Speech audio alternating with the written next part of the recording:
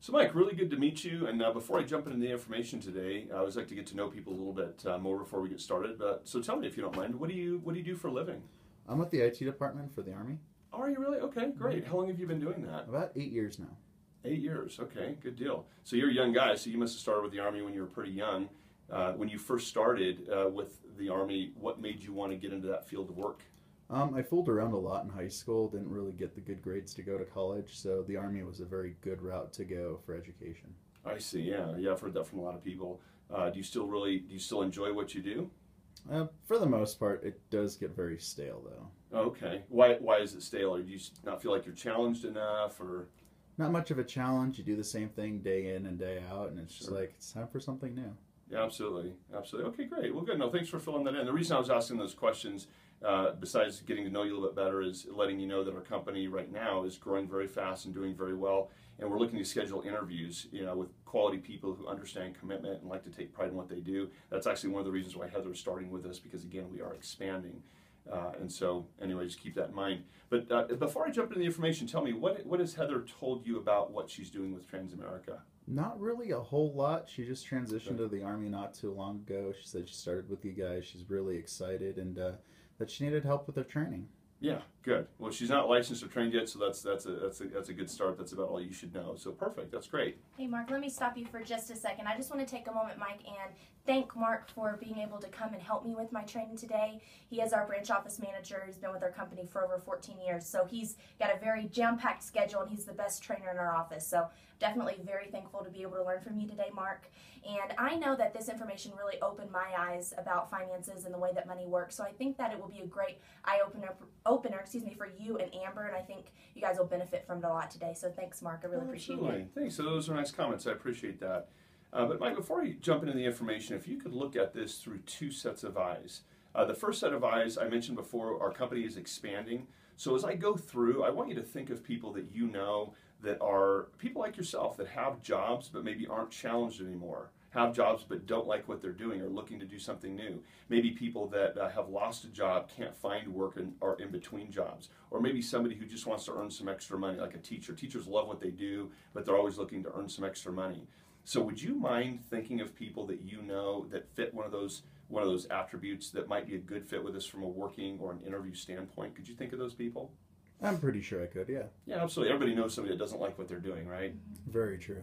The second set of eyes is from the standpoint of what Heather's going to be doing to help people understand their money. So as we go through the information, as Heather said, I think you're going to find some value in what we teach families. So if you can think of people that, whether it be you or people you know, that might be open to learning more about money and finance and how to be better prepared as it relates to retirement, college for the kids, that type of thing. Would you mind thinking of people that fit that Definitely. situation? Okay, great. That'd be much appreciated. Any referrals you give are for Heather. They're not for me.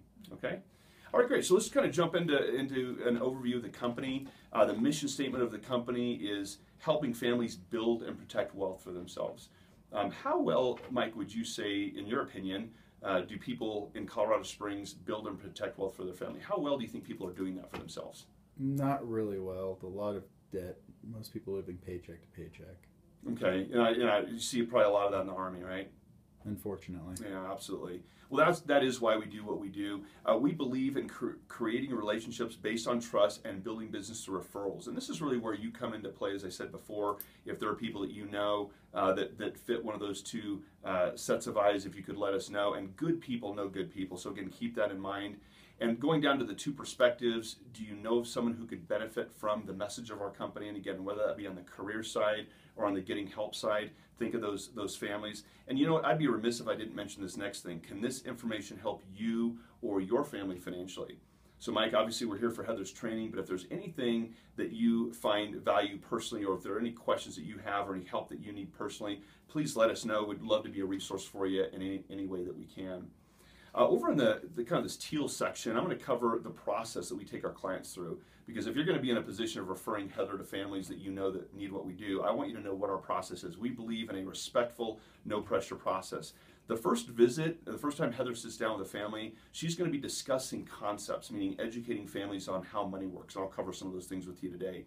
Also gathering some financial data and information, and then scheduling a follow-up appointment.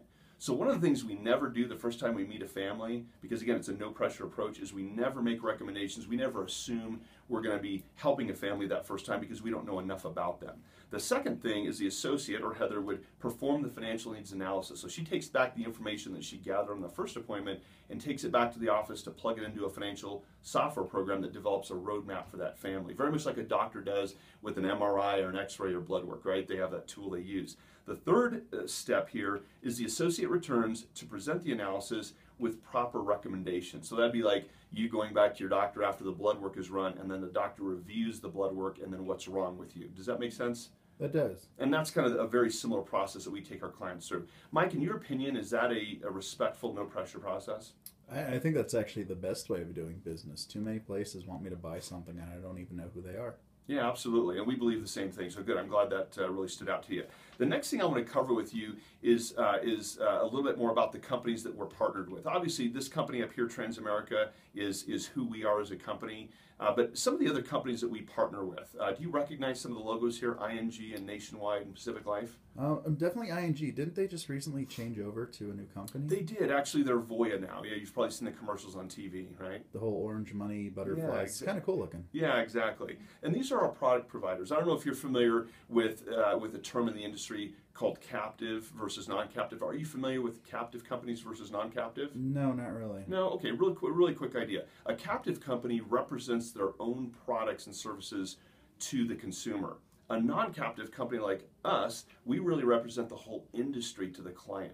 Everybody's in a different financial situation, and if we don't have enough tools to use, or we're very limited in the tools that we can offer, we in some cases would be recommending the wrong product, if you will, the wrong financial product to that family.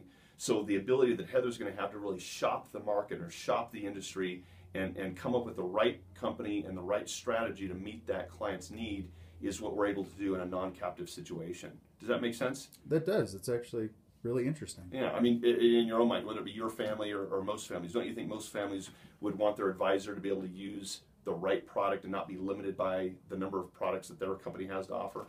I think that does give me the best options to choose from. Yeah, absolutely. Good. And so these over here on the right side of the page, these companies produce or manufacture, if you will, the products that Heather's going to be working with our company. We work with different types of insurances, term and universal, making sure the family's income is protected. We also work with annuities. Annuities are privately funded pension plans, and you know, I don't know if you know this, but most companies don't offer pension plans anymore, and actually families can get their pensions set up through our company using what we call an annuity. Also IRAs, Roth IRAs, retirement planning, and then also college savings. Wouldn't you agree that we're pretty diversified in what we do, right? That's a lot that you get to do. It's more than just doing like insurance. Exactly. We're very diversified. The next page I'm going to talk to you about is actually one of my favorite pages. I love talking about really what separates us. You know, I always like to say we're in the financial industry, Mike, but we're not of the financial industry. And what does that mean? That means that we're doing things in a different way than most companies do. Companies like Charles Schwab and Merrill Lynch, these are all very, very good companies, but they target primarily the upper income people, high net worth individuals, high income earning people. You know, if you take a city like Colorado Springs, what percentage of our population do you think makes $250,000 or more a year and has, you know, $500,000 or $1 million in savings? What percentage of the population do you think has that in any city? I think maybe a handful. That's a very high income. It is a very high income, and you're right. And most people don't. I would say in the average city, 1.5% to 3% of the population is going to have that type of an income. The other 97 to 98% of people are hardworking middle-income families. They live paycheck to paycheck. They struggle to make ends meet, right? And that's the type of family that we want to make sure that we're reaching out to. And so, as it says here on this page, most of the families that we deal with are living with too much debt and not enough protection on their income. They have little to no savings and don't have a clear understanding of how much savings is enough. They don't make enough money, and they're not sure how to fix the problem. Mike, when I hit on those three things, are there families that you know personally that have ever dealt with or struggled with those things? Yeah, I've personally struggled with some of those things right there. So Oh, have you really? That's a Okay. yes. Yeah, absolutely. Okay, and if you have personal experience with it, then you know that if you've dealt with it, more than likely other families have as well, right? Definitely. And that's the type of family that we want to be a resource to. So since you just said that you do know families or have known families that have struggled with those things, those are the families that I'd want you to think of. And of course, if there's anything we can do to, help you out in those areas, let us know. And so what is the result of living like this? There's little to no peace of mind in the home. There's stress and frustration and a negative impact on families. You look at the divorce rate in our country, and it's, I don't know if you know this, but it's primarily driven by, what do you think? Oh, finance. I mean, my wife and I sometimes have issues just being on the same page. Yeah, absolutely. It is. A lot of divorce is driven by that. So if we could provide, if Heather, and myself and our firm can really provide answers to the struggles and the challenges families have, do you think that's a conversation that most people would want to have if we could be relieve some of that pressure? That's a conversation worth having. Yeah, So, yes. yeah, absolutely.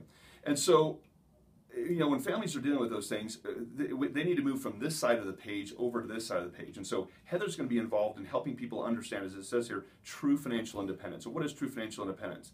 It's saving more and spending less. It's living within one's means, protecting their loved ones should the worst case scenario occur, systematically reducing and eliminating debt when that is the issue, having sufficient funds to cover expenses for 6 months or a year. And this would be an emergency fund.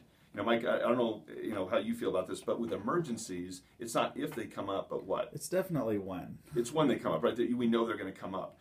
And so when an emergency happens, what do most families fall back on? Credit cards. Yeah, they get into more debt, right, because they're not prepared. So we believe in being prepared for emergencies. And then building long-term savings that protect you and your family for life. And that's what we're all about, in teaching families those things that they need to know to create that independence, that peace of mind. On a scale of 1 to 10, how well do you think most families are doing in producing true financial independence for themselves?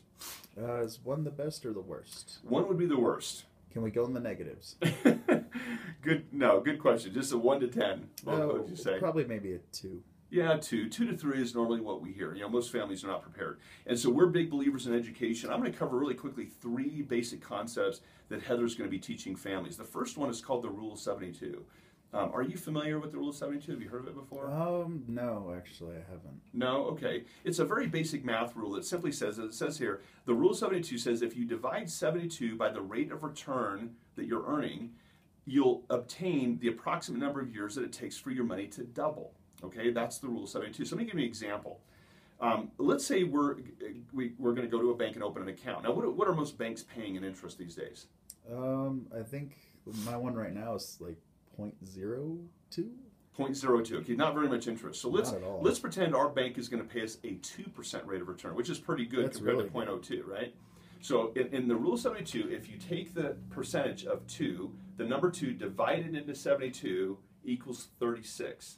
So that means that my money at 2% doubles every 36 years. Wow. Now, in your opinion, Mike, is 36 years a long time or a short time to double your money? That's a really long time to wait. That's a long time, right? I mean, how many 36-year time frames does the average person have in their lifetime? I want to say maybe 2. Yeah, 2, maybe 2.5 at the most, right? And so obviously banks aren't even paying 2%. So if you go to the 0.02, it's even longer that it takes your money to double. But let's go to the chart here and look at 8%. Okay, so if I take 8%, 8 divided into 72 is 9. So that means every 9 years my money doubles, okay, which obviously is a lot quicker.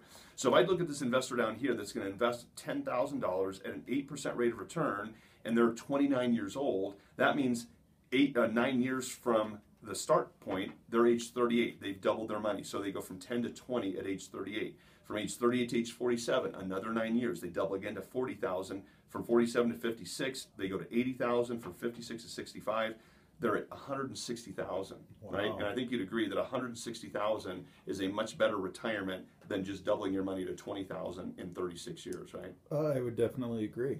Much bigger difference. But when you think of a rate of return like 8%, what do you think the average family thinks? I could ask you or people that you know, where do people go, or where do you think people try to go to get a higher return like an 8% rate of return? Well, I'd definitely say the stock markets. There's huge risk for the huge gains. Yeah, absolutely. And that's one of the things that people always say, and I was going to ask you that question is, if we're going to look at the stock market, what are people fearful of when they think of investing their money in the market? And you really said it. It's Losing it all. losing it all. It's having risk, right? I'm going to show you a concept that Heather's going to be working with. And this is just one of the many products that we work with that help people to invest into the market where they're able to get that 8 to 9 to 10 to 12% rate of return and double their money every 6 to 7 years, but mitigate that risk or take the risk away